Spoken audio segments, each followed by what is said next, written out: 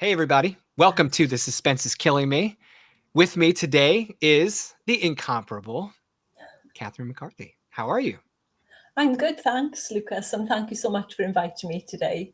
Yes, Yeah, I'm so excited to. We've been trying to get this yeah, scheduled for a while, and I'm just thrilled to have you here because I just got literally this morning got done reading The House at the End of Lacelean Street, and what a book. We'll dive into the story, but thank you so much for joining me. oh, thank you for having me here. Yeah. So you're in where are you right now? Wales, UK. Wales. Yeah, and I'm in the far west of Wales, like real rural Wales that's very close to the seaside as well. So Wow. within 30 minutes I could get a ferry over to Ireland, that kind of area. Wow. You know, for Americans, it feels like fantasy, like Yeah. feels like a fairy tale land, because we read so much Yeah. great fiction about that area of the world, and Yeah. it's always so magical. And I've only been to the UK once. It was like 2002. I spent like Right. 7 weeks in Colchester, and Right. I've only Southeast of England. yes, yes, very much. And I've wanted to get I wanted to get over to your side of the Yeah. island, but just never made the time to No. get there. I understand that. And actually getting you from Colchester would probably take you a minimum of 8 hours. Crazy, crazy when you look at a map and see how close it is. Wow, and that's just by road? Yeah, that's by road. Yeah, you Wow, can't actually get to my area by public transport. There aren't any trains or buses or anything here anyway. that's amazing. That is awesome. Have you lived there your whole life? I've lived in Wales my whole life. I was brought up in the South Wales valleys, like a post-industrial area, Mm, quite a deprived area, with lots of coal mining. Most of my peers' parents or fathers, anyway, worked in the coal pits. It was just a given. My dad was actually a builder, bricklayer by trade and builder. yes. So he wasn't in the coal mining industry. But then as I was growing up, all of that started to close down. Mm, So the area I grew up in then became more and more impoverished in truth and highly populated. And, that's where I spent most of my life. And I didn't actually manage to escape that area until just now, 6 years ago, I've managed to move rural Wales. So, wow. So uh, you're kinda off the path, yeah, yeah, enjoying life like I yeah, am in the woods. yeah. I can live in fantasy world now. Yeah, exactly. Yeah. Um, and did you so you grew up there, you've lived there your whole life. Um, do you feel like that kind of inspired you to write about that area more so than other places? Because some Yeah. people I interview, they wanna write about anything else other than what they're familiar with. Yeah, yeah. No, most of I would say probably 80% at least of my work is set in Wales. And obviously those influences are really strong, Mm. Yeah, so I've written quite a few shorts that are published that are set completely in the South Wales valleys and all the characters that go with that. Wow. But yeah, so Ah, it is obviously a big influence. that's so cool. And you worked your entire adult career, there Yeah, as well, I right? taught in the South Wales valleys, yeah, primary school children, mainly 10 and 11-year-olds, but I have taught everything from three to 11. Yeah, and then I specialized in English because that was my subject when I went to university. Mm. So in the last kind of probably 8 to 10 years of my teaching career, I would teach, even though it was primary, I would teach English all morning to various classes of children, and then I would have my own class back in the afternoon for general kind of lessons. Wow. Yeah. So Now, that's kind of where my love of writing and reading came from a very early age, because mm, I've said this so many times, but my mother she came from a very large family of 11 children. And she always wanted, she didn't have much of an opportunity at education herself, although she was very bright. So like when she had my brother and I, my mother's main aim was my children will have an education, and she put everything into that for us, to be fair. Like she taught me to read and basically write a little bit before I even went to school.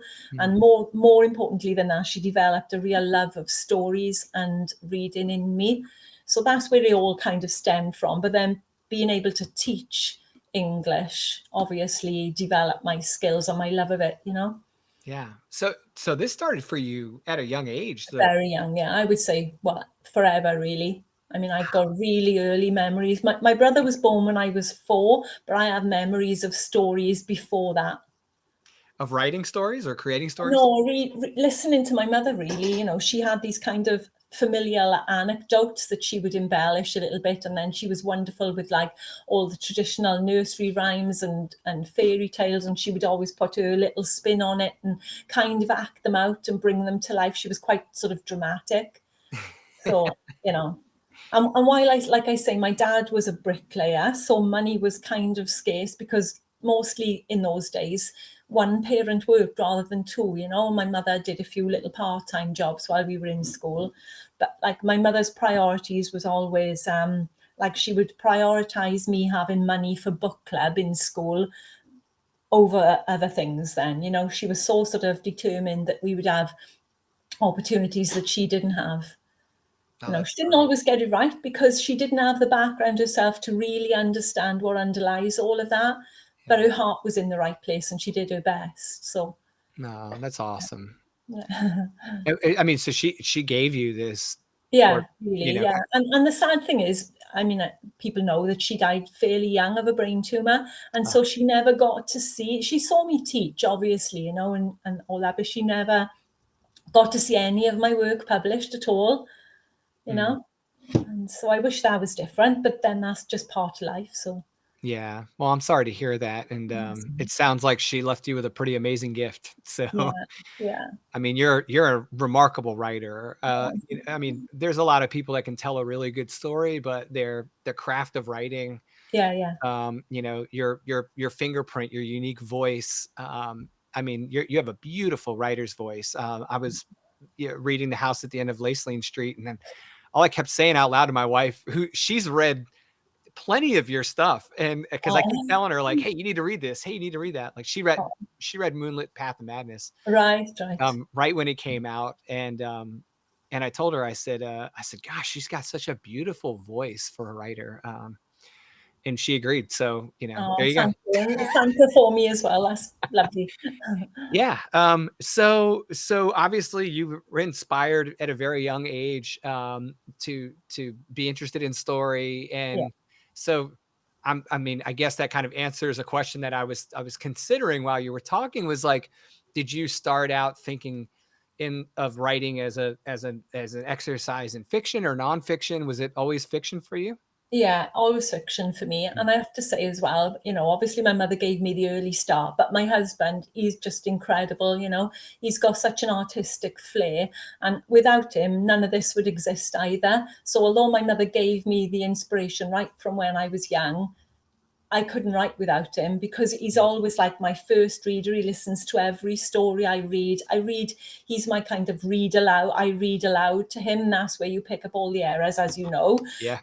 So he's really good. And if I get stuck on plot, because he's very creative and imaginative, you know, he writes music and he does animation and 3D art and so Really? on. So he's very, you know, he's far more imaginative than I am, far more. So whenever I get stuck, he always kind of somehow managed to get me out of a plot hole.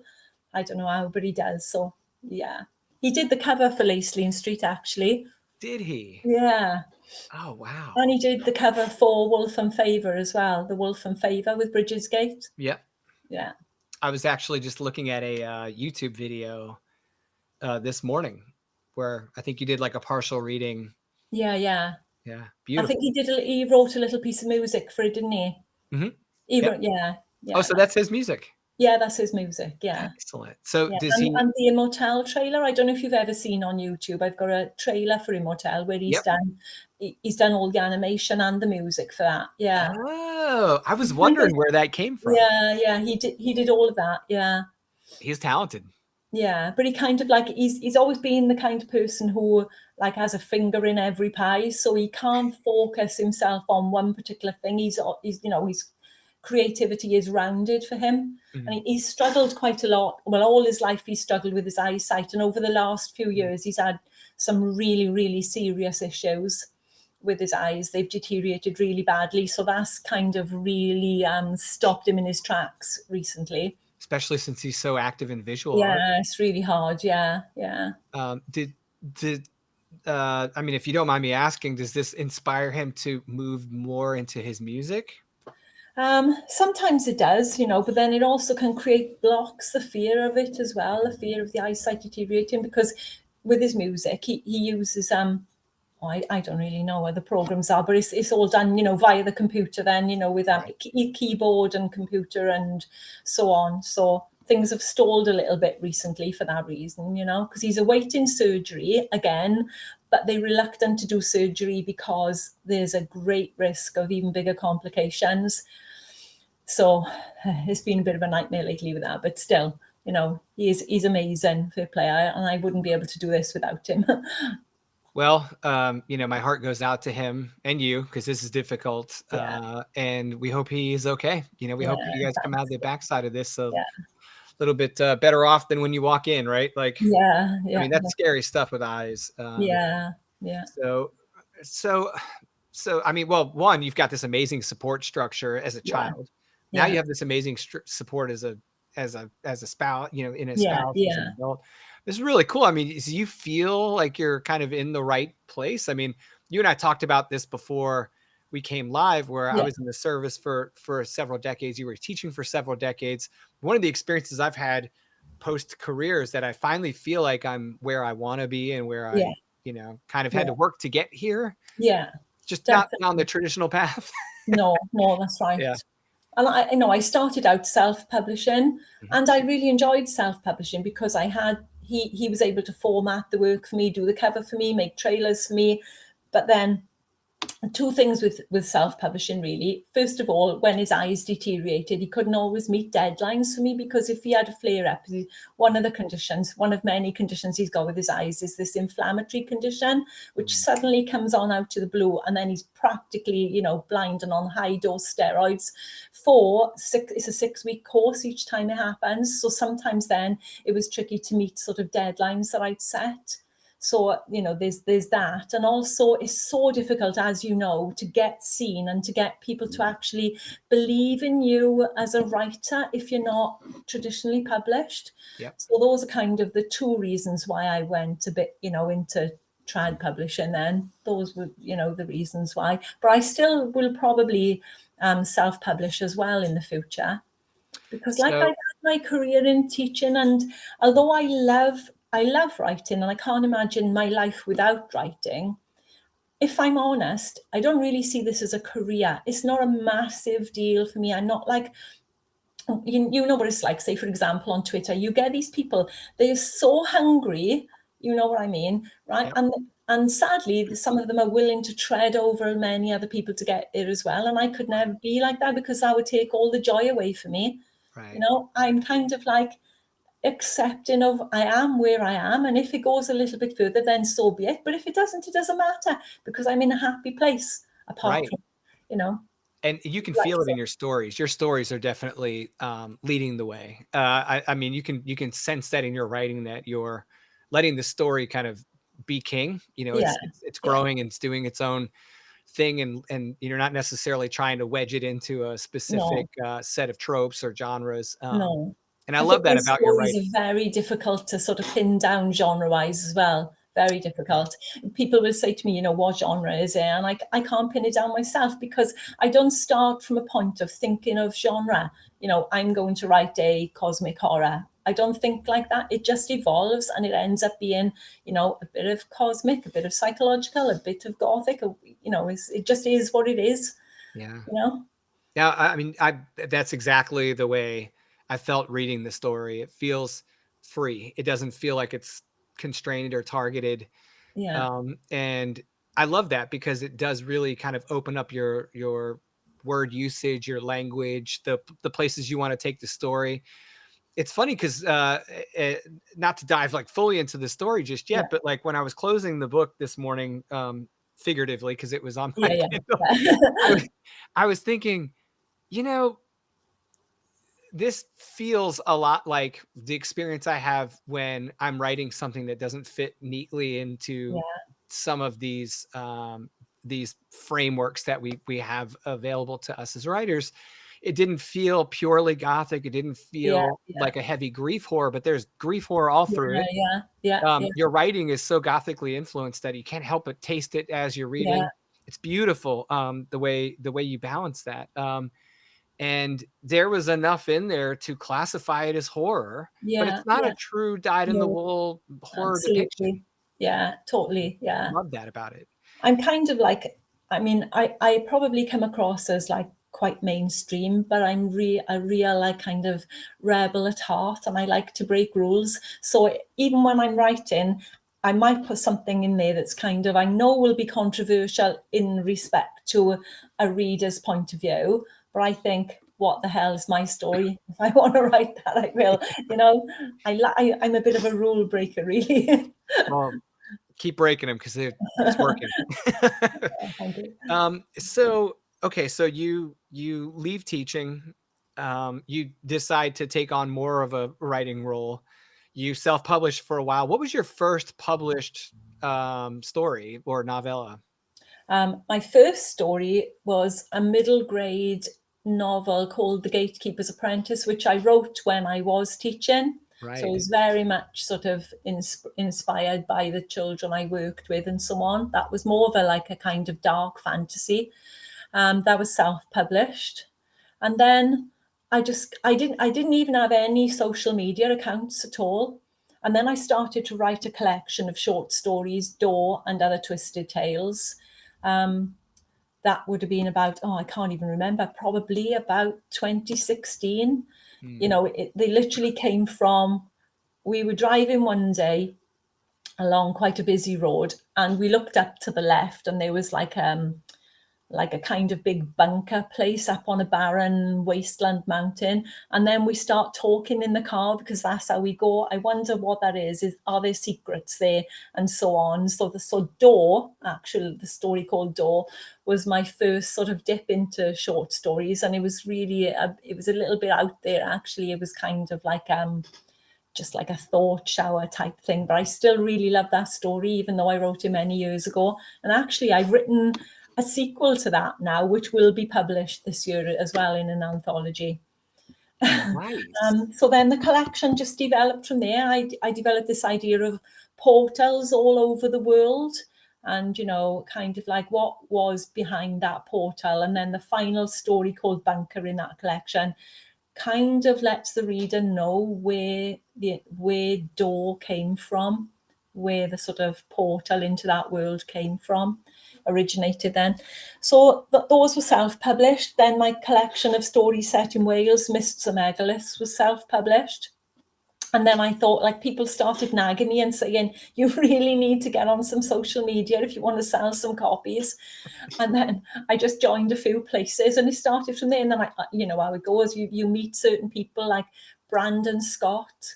He's a self-published author, but he's also got, you know, stories in Silent House Press. I've been in anthologies with him there, sort of Wow. friendly with Jill from Candisher Press.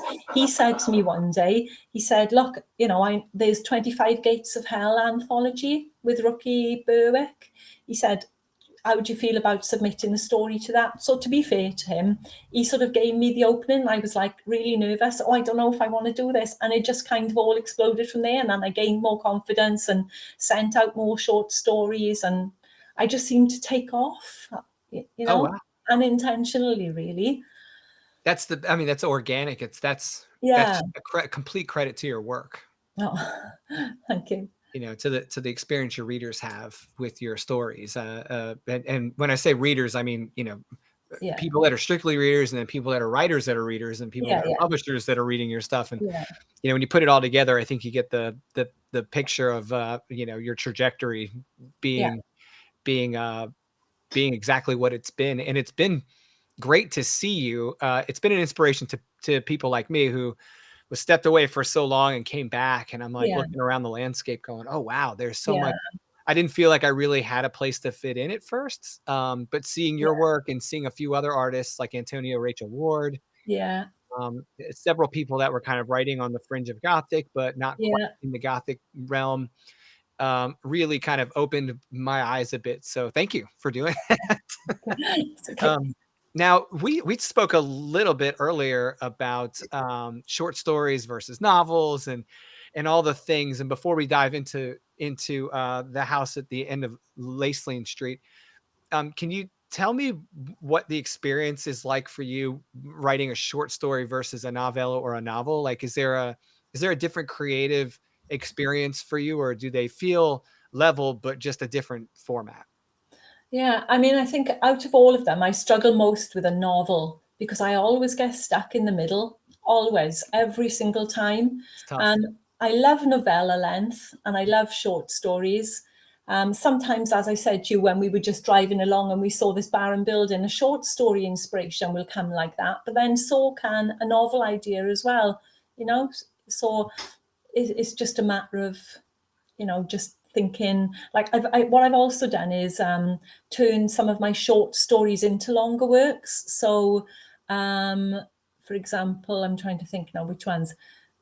Immortelle came from a short story, and I totally changed the ending. Um, Did you get a lot of Mosaic. pushback on that? Were people Mosaic surprised? was a short story first. The house at the Oh, end of Lacelean Street wasn't, nor was Moonlit Path. They all started out as long fiction. okay. Yeah, but sometimes if and the one I've got coming out in a really good podcast later this year as well. That was published as a short story first. Yeah, it just I depends. You know how it is. Some short stories lend themselves to developing. You can't let go of the idea, so you make yeah, that's what happened with me with writing a series. I originally just had one idea. I thought it was only gonna be a short story. yeah, And as I sat down and started talking about it, I was like, "Oh, there's a book here." And then yeah, it became a novella, but then I was like, "Well, why did this happen?" And then I was like, "Well, I could write another story about that." Next thing you know, there's 2 books. I talked to some friends of mine who make a living writing series, and they're like, "Oh, no, it's 3 or more." yeah, And I went yeah. back to the board and said, "You know, Yeah, I'm not ready to let go of these characters. There's gotta be yeah, another yeah. I story totally here." admire your stickability with that because I tend to get like more bored quite easily. Mm. So even though sometimes I can see the potential for a sequel or even a prequel, I just can't seem to give myself the focus to do that. I want to go elsewhere, you My know? my problem is that I fall in love with the character, and I don't wanna Yeah, step out of the world, and yeah, then B, I wanna kill everybody. yeah. So I've got this problem. It's like, Oh, we joke around and say that, Zach, my editor, is gonna get a T-shirt for Christmas with a body count on it of all the people he saved because, like, I'm always like, "We'll do this and we'll do that." He's like, "No, no, no, no, no. yeah. Remember, you've got 2 books to write here. Oh, Can't just wipe everyone out and start over again." no. Those would be good for standalones, though, Yeah, and yeah, great for short definitely. stories and novellas. Okay, so I mean, I've watched you put a tremendous amount of fantastic story out in the last year and a half. I mean, Yeah. even it almost feels shorter than that. Like you had Mosaic and Moonlit Path of Madness like very closely released, I right? did, yeah, yeah, and just kind of worked out because, well, actually, the Wolf and the Favor, my YA more novel, more dark fantasy rather than horror, that had actually sat on my computer since 2018, not Um, as a finished product, but I'd been working on it and pretty much completed it since then. Mosaic, like I say, stemmed from a short story, so that just became a novella that was quite easy to write. And Moonlit Path of Madness, a full novel, you know, right from scratch, was inspired by the coast near where I live. So it just so happened that I subbed them to different publishers, and they kind of fitted them into their publishing schedule, which was too close really for comfort. And it was quite stressful to have them all out like that. And it's not something I think I would do again either. You know, but I've kind of always lived my life like that. It's always all or nothing for me. That's just the way it is, you know. Yes. I love that. Oh, it's crazy sometimes. I think, why have I done this to myself? Well, I think you and I had actually, or I had seen that you had posted something on Twitter about like lesson learned about like Yeah. periodicity between releases. I think Yeah, sometimes we're just so eager to enjoy the experience that readers have with the story, and we're like, you know, you've spent so much time working with it that it feels like it's been forever for you. But yeah, you know, that's right. Yeah. then when the And they're when, very different books as well. Mhm. And it's just, you know how it is with publishing, Yeah, then you just fit into their schedule, what suits them, you know? that's right. Yeah. Okay, so how long ago did you start the house at the end of Lacelean Street? The House at the End of Lacelean Street is the book out of everything that I've written that just sort of happened. It Oh, took me very little time to write. It's a novella. I think it's about just under 40,000 words, literally like 39,500. And it was the easiest piece of writing I've ever done. It was really weird. I almost feel like I was possessed during writing that story because, like I said, you always get stuck in the middle. It's the only book I never got stuck in the middle. It just like happened. mm, It's really hard to explain without yep, sounding a bit like, ooh, but yep. literally was as if someone was inside me just writing it, you know? It just sort of happened really easily. I don't know how Wow. that happened. It doesn't. Well, I wish it happened more often, actually. So probably 3 months, maybe from start to literally being feeling that it was polished enough to sub, and that well, it was feels as well well as paced. writing shorts. Yeah, Yeah, I mean, the pacing feels great. It doesn't. I didn't feel like it was rushed or dragged no, or any of that. You know, it's like yeah, sometimes, and that's probably a really good reflection of like how you were in the groove the whole time. You know, you've yeah, got this real good steady pace going while you're writing, and you can feel how natural. It didn't feel forced whatsoever. I didn't feel yeah, like you had to piece things together, or that there was like uh, an element of the story that stood out as kind of like maybe not as natural as the others. It all felt yeah, very, very, very well pieced together and organic and well paced. yeah. Oh, Um, thank you. yeah, That's well, good. that's cool. So when you must have written this last maybe last fall. Yeah, I would say it was around then. Yeah, yeah. Maybe I really can't remember. Maybe July, and then submitted around fall, I think. Yeah. Wow. Yeah, but Well, then, like Moonlit Path took me a good year to write, mm, and Wolf and Favour took me a few years to write. So it just all depends on what's going on in real life at the time, okay. as well as, because if I'm in a really stressy place, like for example, the last couple of months with my husband's eye issues, we've been back and forth to hospitals a lot, back and forth to optometrists a lot, a lot of trial and error with different things. And if I'm really stressed about a real life issue, I find it harder to focus. So that's when I kind to like, I maybe will just turn to short stories then instead. So I can put a longer piece of work on the back burner for a couple of years even. But then Wow. when I'm chilled and everything's going fine, I can write more freely. Right. Yeah, I mean, it feels great. The pacing in the story feels great, and I was really curious when I first started reading it because I feel like for some people, reading a story, novella or otherwise, it's enough. There's enough meat in a novella where you could easily fall out of interest or Yeah, get diverted or pulled away. I tend to read many like multiple books at the same time, yeah, like two to yeah. three, because of everything I'm doing. Because of the pressures. Yeah, So when I start reading, I'm very quick to feel like whether I'm anchored in a story or not, I and know. I Yeah, me too. never didn't feel that with your Yeah. story. It felt like this is where I need to be right now. Oh, So that's good. And yeah, a few reviewers have said, like they've commented on Goodreads how they had to finish it all in one. They couldn't put it down. So that's lovely.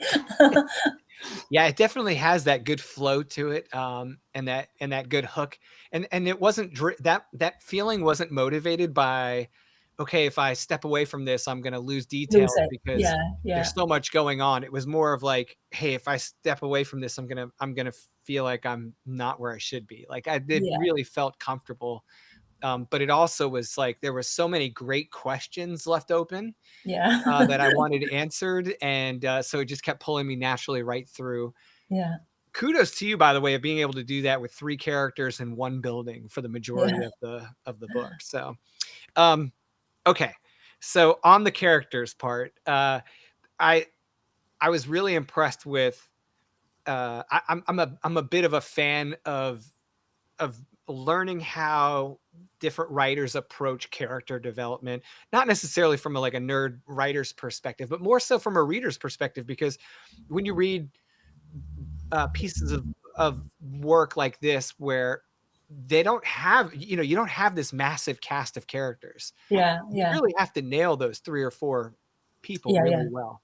yeah, You have some supporting characters because they're related to the primary characters in the yeah, story, yeah, but you have 3 primary characters here yeah, that are also very different from each other, yeah, but are all like hand in glove. yeah, They go so well together. There's a balance in your story that, I picked up on immediately and was happy to see carried throughout the book. I felt like not only was the plot balanced, and not only was the story engaging and moving me, but the characters were so complimentary but so dislike that it different. was wonderful.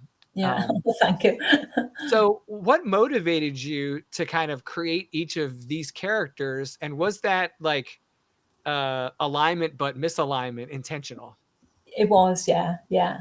I think I started with, well, first of all, I'm really interested in people's psychology and their responses towards stress and trauma. So, this is very much a book about when someone gets traumatized or as like the thing that tips you over the iceberg in life. Yeah, Yeah. we all meet those things at certain times in our life, and what might tip someone over the edge will be totally different to someone else. But that kind of fight or flight trigger in everyone, and the way that we react to that, like, personally, I'm not a confrontational person, so I'm very much more towards the flight way of thinking. So if I have trauma in my life, my immediate response is I want to get into the car and just drive up to a mountain, just far, far away, keep driving, driving, driving. So I'm definitely a flight person. But then we all have to come to the sort of reality that, you can't do that in life. You have to face these things and help people get through certain things. So it kind of stemmed from there. And Claudia was my first character. She's the middle-aged woman. Mhm. So I chose her because, I say I chose her, you know what I mean? Kind of because I do feel that middle-aged people are underrepresented in fiction. It's, if you actually did a count, it's probably the majority of fiction, maybe particularly horror, is based on people in their 20s and 30s in adult horror. And it's nice to see points of view from people who are of different ages. But like, she's at that age where she's thinking, about the decisions and the choices that she made in life and how they affected her. So then there will be some kind of spoilers now from here on, I would have thought. So for example, her name before she was married, her maiden name was Claudia Dance. And she always wanted a dance. So she had ballet lessons and everything as a child. And she wanted a career in ballet, but then she met the wrong man and fell in love with the wrong man. And so, that's what eventually led to her being tipped over the edge. So she runs for that reason. And then I've got, again, then for a similar reason, elderly people are not very often featured enough as well. I don't think, And I've got an elderly dad who lives alone and is very lonely. And so I thought about Howard then, who's reaching the end of his life. And he came from a very different background to Claudia. So he's very wealthy, lives in a big, mansion. But then he'd fallen out of his relationship, had turned sour with his wife and daughter, and he was left as a recluse with his dog. So his dog is Gus, and when Gus dies, though Howard doesn't know he's dead at first, as you know, then that triggers his flight response. And then Stacy is a 19-year-old drug addict, obviously working with children, and particularly in a deprived area. I've got a lot of experience with young people at that age, but Stacy was actually based on a character I knew in real life.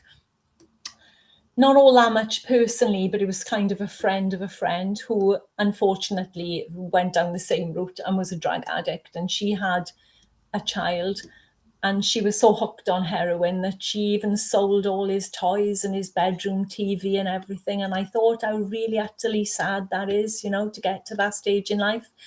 And then her partner, so Stacey represents her partner, who is a bloke, although Stacey's female. He went to his brother's flat one morning and discovered, this is real now, this is not a fiction, right? He discovered his brother dead in bed with the cocaine next to him that he'd overdosed on. And his love of the drug was such that instead of, although he was like really, really, really close to that brother, right, in life, they were really close friends. But his love of the drug was such that instead of informing the authorities, your instinct would be phone an ambulance, he stole the drugs and went away and informed the authorities afterwards. And I thought about, like, what does it take to get to that stage, So Yeah. that is what happens to Stacey, as you know, because you've read the book. Yeah. And that was her flight trigger. It's about, like, people just can't cope with the reality if something comes along and is so huge for them, whether it's a fight with a partner, whether it's a finding someone dead or wherever, it could be something smaller, that it triggers that absolute response. And it's also about, like, giving people the opportunity to start over again. So that's what the house does. The house is the fourth character, I see it as. It's a kind of benevolent, though spooky in a way, but it reads all their thoughts and it knows everything about each of them. And it uses the three characters to tell each other's story, even though before they went to the house in real life, they don't know each other at all. And as you say, they're very different. Once they're in the house, something happens in the house that the house tells each of those characters about the other's background, and it's up to those characters to then inform the others of, like, what's gone on in their life. But the house as a character was inspired by my dentist as a child, actually, my dentist's office, because we had in Wales when I was a child, we had what were called school dentists. So you didn't just go to, a kind of modern clinic where everyone goes. You had these school dentists dotted around the country. And my school dentists, the building was in a big Victorian house at the end of a long road. So my mother and I, yeah, really, my mother and I would get on the bus and we would get off at the end of the road. And it was very much like Lacelean Street in my head. And you had that kind of sense of, if you knew, for example, as a child, that you were just about to have a tooth taken out, yeah, because that happened as a child, then you got that sense of impending doom as you're walking down that street towards that Victorian house. And it was always then you turn in and the house was up a long drive with the door set at an angle on the corner, and you'd go in and you'd have that smell of wood, the old wood and the tiled floors and all the polish. But you also knew that behind that door there, the dentist awaited you. And I had several teeth out as a child with nitrous oxide and oxygen, because that's how they used to do them back then. Yeah. And I would always, it's fairly common, I think, but it doesn't happen to everyone. But while I was having the tooth out, I would always hallucinate and dream every single time. And my dreams would be so powerful that I would remember them. But then, so that's the kind of atmosphere I wanted to create for the house, that kind of half lucid, half dream in another sort of world. You've been picked up and dropped somewhere else, And Yeah. then the horror then of always then vomiting after the gas always made me sick. And then you'd be sort of picked up out of the dentist chair, thrown into a little ante room, and then there'd be the basin, and then there'd be the saliva and the blood. And, so there was that kind of, I wasn't afraid of going to the dentist, but that experience always stuck with me. So that was the kind of place I wanted the house on Lacelean Street to be. A semi-dreamlike place, but it gives the three characters the chance to start over again. Because I do believe that no matter what a person does, everyone deserves one chance to undo that mistake and start again. Unfortunately, my Stacey in real life, the drugs got her and she died when she was in her early 40s, Mm, but that's not the case for everybody, But yeah. Lacelean Street, that house, gives them the opportunity to go away from all their past lives and start with a new identity and start over again if they want it. And part of the thing in the book is, do all three characters want a new life? Right. They assess the thought of like, can I do that again? Because some people have such a hard life that if you ask them the question, would you want to start over again? Do you want to live again? I think a lot of people would say no, unfortunately. Yeah, You know? especially facing some of the realizations that Yeah, your characters have while they're in the house, which yeah, puts them in a position where they have extreme guilt yeah, over what's happening. Obviously, varying degrees based on each of their individual yeah, circumstances. But I mean, you just pulled a couple of the themes that I kind of really resonated with me. Grief. There's grief involved, guilt, addiction, yeah, denial, redemption. Like all of yeah, these things are very beautifully packaged together. It is a magical place. Do you make the house feel it's not overdone, which I loved because I yeah, was like worried. Um, uh, well, no, let me rephrase that. I was curious when I started reading about yeah, the bus. I was like, yeah, what's up with this bus? And then I yeah, was like, oh, this kind of is like kind of like a teleportation yeah, yeah, yeah, that's it. in a weird sense to this countryside that feels magical from like the first step. And sometimes, when we hear the word magical, we think of these glorious Elves and fairies and experiences. yeah, Yeah, yeah. that's not, that for No. people like us, that's not necessarily where magic begins and ends. Yeah, yeah, yeah, So, yeah, it did have that kind of uh, atmosphere to it from literally from page one of the book all the way through to the end. That regardless of whether they were in the house or not, there was this sense of other worldliness or detachment from reality that I really feel like lends itself really well to those themes that you brought up.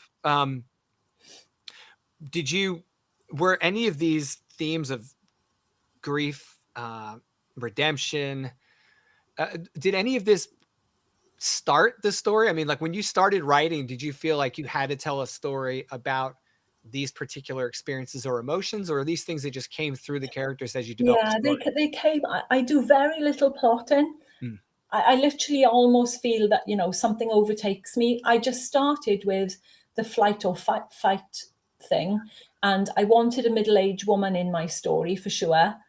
But then I wanted to juxtapose the other characters, and it was literally something has happened at the time. I didn't even know exactly what had happened, but something happened to her to find herself standing in pouring down rain without a coat or anything on a dark night at midnight. And then this yellow bus comes along. She boards the bus. She's totally oblivious. She's all three characters, as you know, have completely lost all memory of their past lives. They barely know their name. That's all they know, but the house will tell them, obviously. But literally just she gets on the bus, and then it's also about how people who are so immersed in their own grief or trauma are unable at that time to empathize with others. mm, And their empathy, the three characters' empathy, only comes through their own kind of self-revelation. uh, I think if people are in a real hard place, you can't be there for other people. I really have the belief that to love yourself, to respect yourself, to care for yourself, has to come before your ability to do that for others. And I don't mean that in a way of not being able to put others first, but Right. that real feeling and that real ability to help others, you have to be in a certain place yourself before you're able to do that. So that's kind of what the house does. So that was the, where it stemmed from, literally just seeing this character on that bus with the rain soaking the windows, and the bus driver is very non-committal, isn't he? He just Yeah. says, he opens the door and he says, Lacelean Street, and that's it. I felt like I was on the bus to boot camp again. Yeah, I bet. Going through the gate, smoke them if you got them. So there was a few other things that really kind of jumped out to me while I was reading. I was happy to see them. Um, you integrated some fairly familiar and modern cultural elements into the story that feels like it is happening somewhere the opposite of that. So, what inspired you to integrate elements like Nirvana and Stephen King's It? Like, each of your characters finds a story while they're there, Yeah, and yeah, it kind of resonates with them. It's kind of handpicked for them, if you will. yeah, that's right. So was there a reason that Stephen King's It was the book of selection for Stacy? And Yeah. Well, um, a big part of the house on Lacelean Street, as you know, is the library. So lessons take place at 9:30 in the library every day, and they can't be late and so on. And all three of them have to attend. And at first, they're expecting a teacher to appear, but they're each other's teachers, as you know.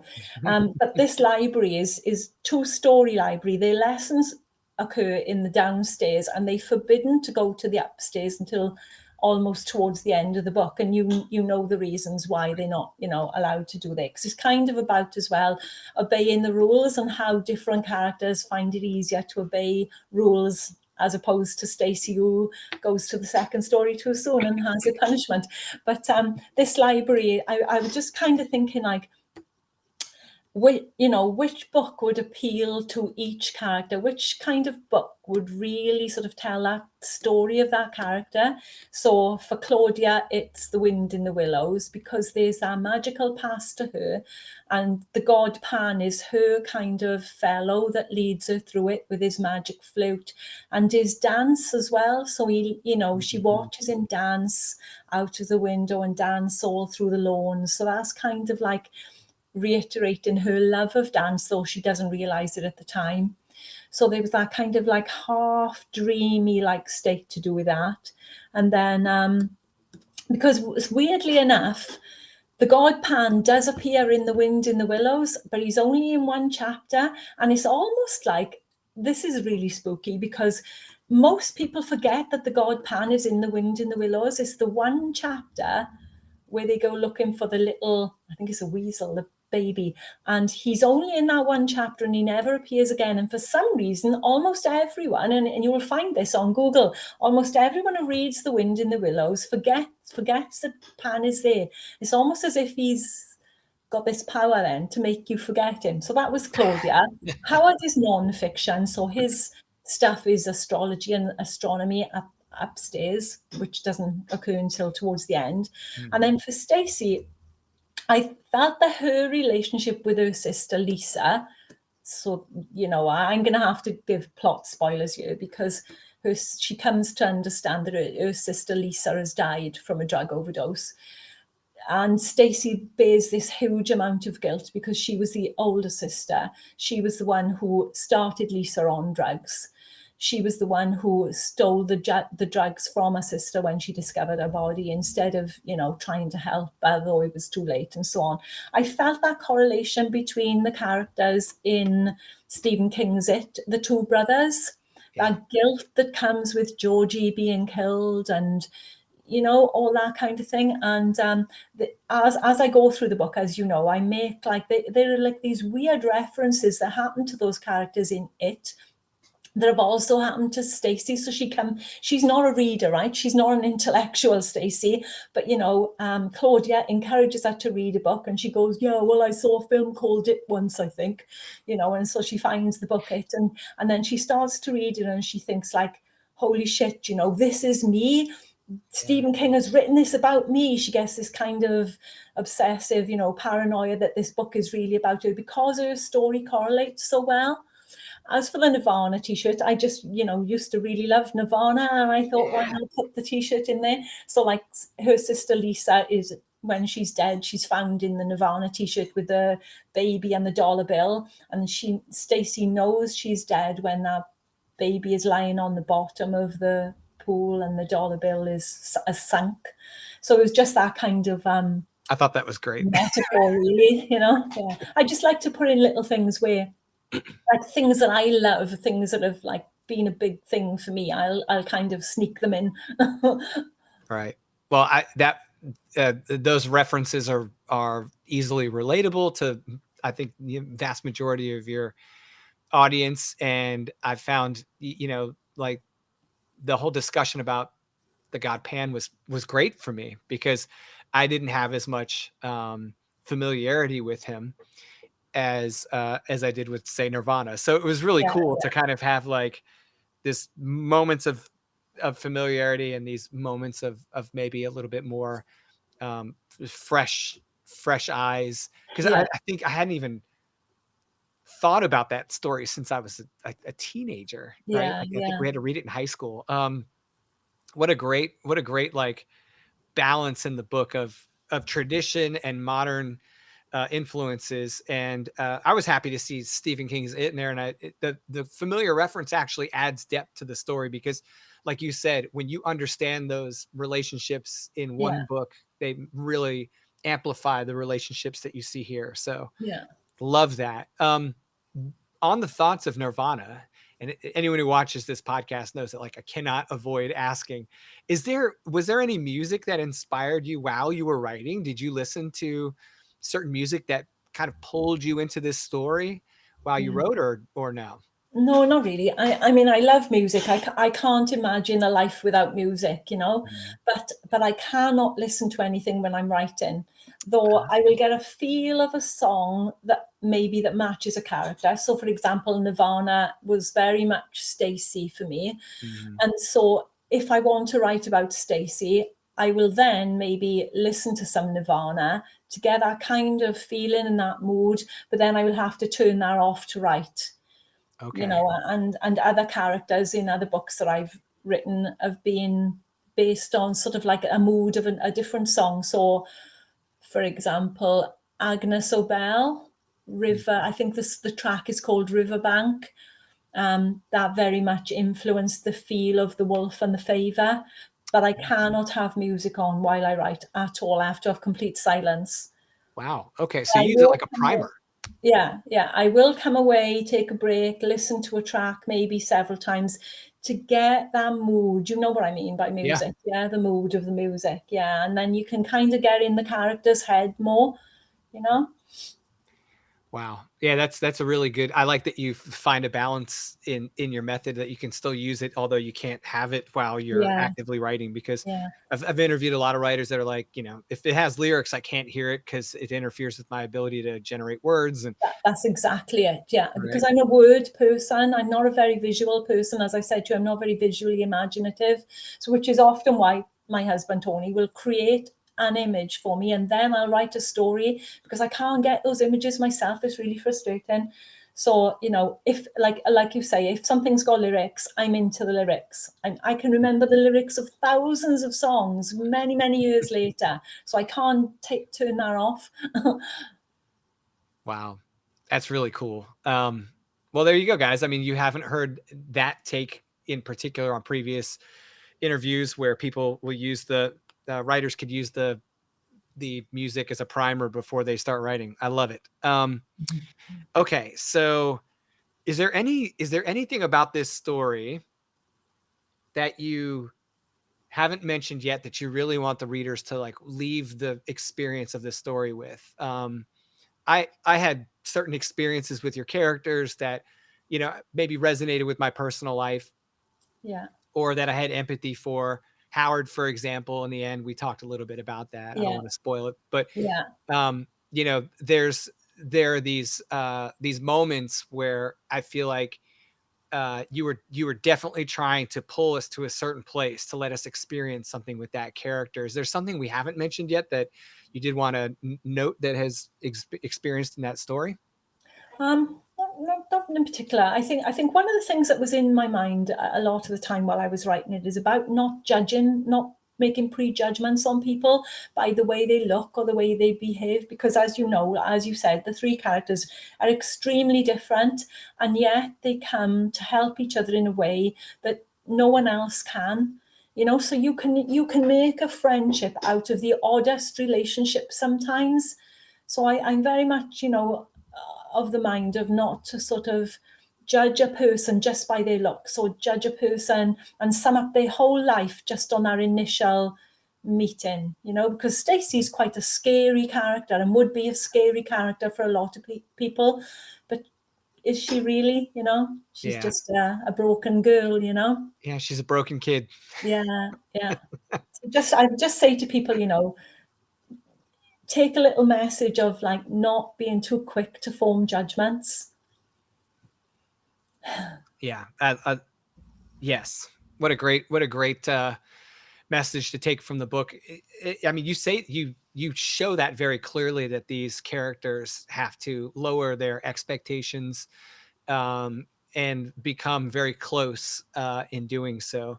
And it's not necessarily that they're required to; it's just naturally part of their Yeah, acclimating to their new environment and their dependency on one another, since there is really no one else present to depend on. yeah, And then they're finding empathy for each other in their own ways, which I thought you did a beautiful job of having Claudia as kind of like this, I don't want to say motherly yeah, figure, but she was definitely like a mentor to Stacy throughout yeah, her experience. And then both of the Stacy and Claudia kind of look at Howard as maybe he's trying to teach us something. And I, yeah, I just love that you balance that very, very well in the yeah. story, with all the other great messages that you're sending with these characters. So Thank you. very cool. So, where's the best place for people to find you, talk with you, connect with you, learn about what's going on in your world? Um, well, via my website or via, I'm on Twitter, Facebook, I'm on Blue Sky, but to be truthful, I hardly ever go there now because it's It's so quiet. completely dead. Yeah, it's so Yeah. quiet. I've got a Substack. So if you type in Catherine McCarthy, author, Substack, sign up for my newsletter. By all means, I'd love to have you. I don't bombard people with emails. I probably send out a newsletter, depending on what's happening, but approximately once every 3 to 4 weeks, or very rarely. And I only do it if there's something to say, because I think people have so much in their inbox. The last thing they want is to have, I mean, with other people's subscriptions, what I tend to do is, in honesty, if I think, oh, I'm interested in that Substack, but then if I look and I see that they are posting out emails every day or whatever, I tend not to sub, because I can't be doing with that in my inbox all the time. Yeah. So Substack for sure, I'd love to see you there. Twitter is X is my biggest social media account. That's got my link to my website and so on. I'm on Instagram as well, though not as frequently as I should be. Just because I haven't got time to keep making pretty pictures. But I'm not on TikTok, nor do I intend to be. Right, right. Well, that's we met on X, Yeah, and I followed you over to Substack when I was running over to Substack as well, yeah, to kind of create a place to publish some unpublished stuff just to share yeah. with people as I was developing it. And your Substack is very enjoyable. Thank so you. so Oh, yeah, thank you're a strong reference to follow on all the places, and you've always been super pleasant and always been very kind and welcoming in our interactions. And I just couldn't you. wait So with to. you as well. Oh, Yeah. thank you. I just couldn't wait to spend this time with you today because I Oh, feel like, we've had a chance to share a lot of things on those yeah, platforms, and that's a testament to you. And I'm saying this to help enforce my recommendation for people to connect with you, because you've been nothing but great on all of those platforms. I guess my last question is: is there anything coming down the pipe that you think we should be aware of Obviously not looking for anything that we shouldn't talk about, but maybe worth noting that you have a lot of projects currently out there that you're working with some publishers on that will come to fruition soon, right? Yeah, yeah. No, I have a novella out on submission at the moment, which is a bit of a strange one. It's more of a psychological. See, I find it so hard to put my work into a genre. It's kind of a psychological novella called Death of a Clown, Birth of an Artist. Wow. And that's about self-acceptance Hmm. and how, it's very metaphorical. There are Nietzschean references in there and so on. It's quite philosophical and psychological. And it's about, maybe you're not born into the kind of world you hope to live in, but can you change that? So there's a lot of physical and psychological metaphor in that. So that's out on submission at the moment. I'm writing a novel. I'm at 50,000 words. This one is another weird one. It's kind of more dark fantasy, with a lot of psychological elements in it. Again, most of my work contains that. So that'll be out on submission whenever I finish it, when my husband's eyes stop stressing me out big time. Yeah. I got a few short stories recently out. House of Gamut, this month's edition. I have a fantastic, I know you shouldn't say it, but I really love the story I have out in this edition of House of Gamut. It's called Cwblanau, and Cwblanau were the Welsh undermine imps. And it's about an old man who's at the end of his life in a care home, and how the Cwblanau come for him because he was a former miner. So if you get a chance to look at House of Gamut, give them a sub, because they are producing excellent stuff. So I'd love to give them a shout out. But I have a few things, as I said to you before we started, I have a few things on hold at the moment with some really good places. So hopefully some of those, or maybe at least one of them, will come to fruition. And that's about it at the moment. Excellent. So there you go. You guys know where to connect with Catherine. You know all the amazing things that are coming down the pipe. You've got to check out the house at the end of Lacelean Street. I loved this story. It was an absolute pleasure to read, and thank you so much for allowing me to access an art copy before the release, which is April 16th. So if you're watching Yeah, this or listening to this the week of the 16th, run out there and grab the story for yourself.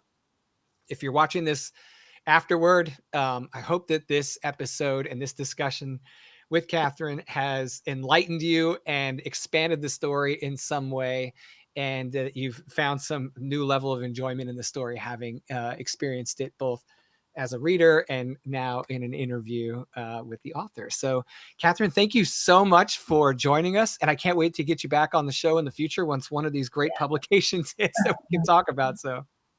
honestly, thank you so much. It's been so relaxed and really easy, and it's been a lovely discussion. And you're a pleasure to interact with on X and so on as well, because both of us stay completely away from any of the nonsense that goes on, and just we're there because, for friendship. That's right. And I really appreciate that. Yeah. Yes, ma'am. Thank you. All right, guys. Well, we will see you on the next episode. Go out and get Catherine's book. It's fantastic. And I will talk to you guys in the next episode.